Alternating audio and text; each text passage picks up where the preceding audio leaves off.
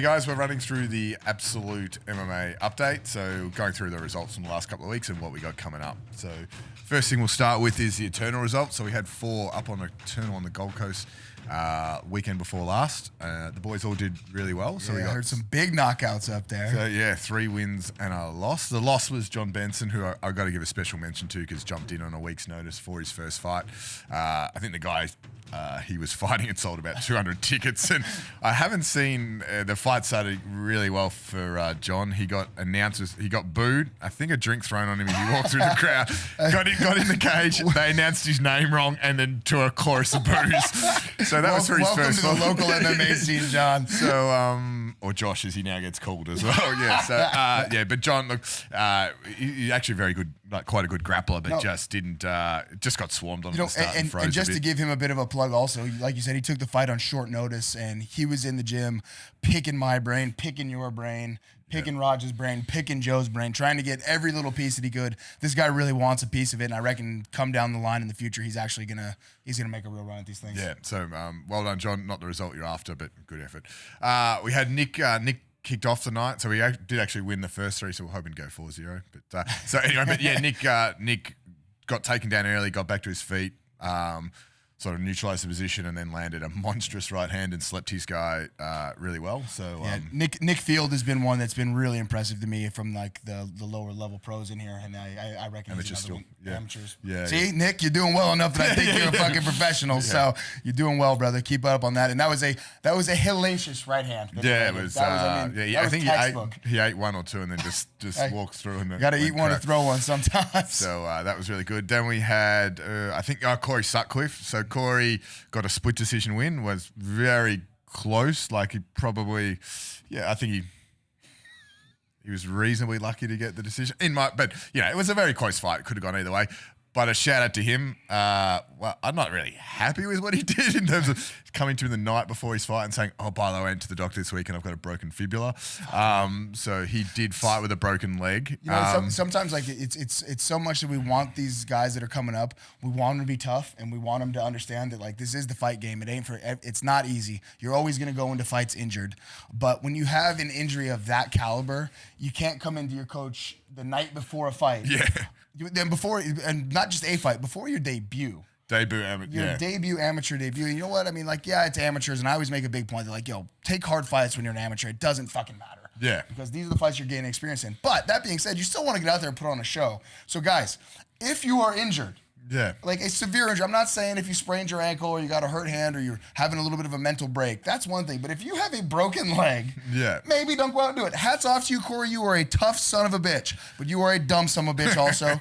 And I hope you the best in life, but man, got to think a little bit better about that shit. Yeah. So anyway, so he got the win and he got through unscathed. So good on considering him. he had to pretty much go southpaw most of the fight to protect Fighting on his one leg. leg's a motherfucker. So good for him. Yeah. So good work there. Rion, big Rion. So he had a very good win. He was fighting a very highly regarded guy that I think won purple belt. Really highly touted though. Yeah, he had a couple of boxing fights, and he had Mark Hunt in his corner, and he had also Tai Chi Tavasa. Yeah, trains with him a bit, and then he had he's a purple belt European champion, I think, and whatever else. So and he's a doctor. The man has a brain. Yeah, the guy. I don't know why. You're a doctor. That's why. I have a question for you, opponent of Rion. Why? But why? Yeah, he did extremely well. Sort of weathered an early storm of him sort of coming at him and trying to take him down. Rion's a heavy man to lift, so I'm not sure that was the. But we did a lot of work on the fence in preparation to defend the takedown, and then got some space and let his hands go and. Yeah, managed to knock the guy out. The guy hung in there for a bit, knocked him down a couple of times. So another beautiful sleeper. And you know what? I mean, just a shout out from my perspective as a guy who trains with all these guys. Great performances from all these young fighters coming up.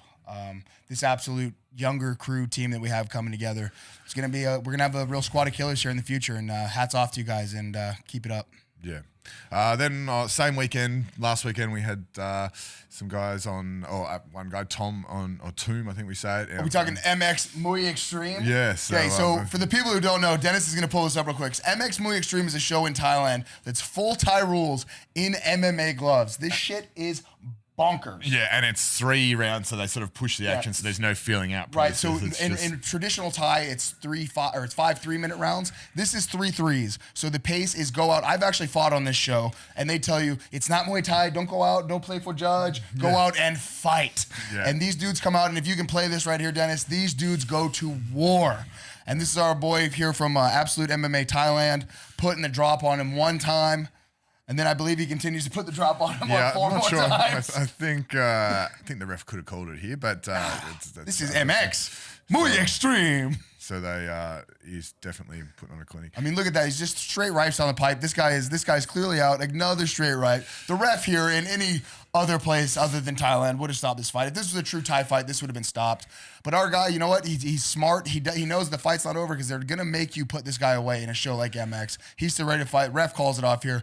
MX is a great show for younger Thai fighters or older Thai fighters coming back from the Lumpini show. So what you'll get is you get a lot of guys that are training in, at Absolute Thailand or some of the other Falong gyms where they're trying to get their their Muay Thai fights. Say they're not getting the run in Lumpini or Raja Modern, but they are too tough to be fighting in the Bangla Stadium shows and the other stadium shows. What they'll do is they'll put them on this show MX, which is the small gloves. It's bonkers. It's on TV in Thailand, so you're getting that national exposure in Thailand, and that's a massive thing there, that these fans can see them all over Thailand on the free TV. Yeah. And you're getting put into a fight against, I've had buddies up there that are white dudes that have been in Thailand for 3 months, and they're fighting former Lumpini champs, and they're beating them, though. Yeah. Because they're given the opportunity, whereas traditionally in Thailand, it's much more difficult to get to those higher level stadiums. Yeah. So it's a great thing. Lumpini's full of killers at the top of their game, whereas MX is 100%. Yeah. Lumpini is, if you're fighting in Lumpini, you are fighting the best strikers in the world at the top of their game. Whereas MX, it's a little bit more of a show, and but these are still real fights. And shout out to our boy up there getting it done. Yeah, nice work. You want to go over some? Yeah. So down in Brazil, the heart of BJJ, we had Hope Douglas and Ariel Tabak. Fighting out of MMA St. Kilda. They did the Abu Dhabi Grand Slam. Both of them had a heap of matches, and they fought their way through 5 matches to achieve a bronze. And they both went bronze 1 through 5 matches, 1 through 6. Big shout out to them. As always, our Absolute MMA St. Kilda scene is just through the roof in the grappling scene out there, being headed up by LaShawn Giles, who we'll be hearing from. Is that how you say his name? Lachlan, Lachlan, whatever. That's if he's in the hood. Yeah, LaShawn. LaShawn. So we can edit that out.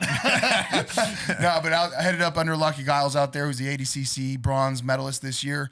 He's got a team of just absolute killers out there, so shout out to them. And then also on the Absolute scene, we had our boxing interclub at St. Albans with our Absolute CBD crew of boxers underneath Coach Pradeep, who has just been pumping boxers through. There's a ton of guys going through there. Yeah.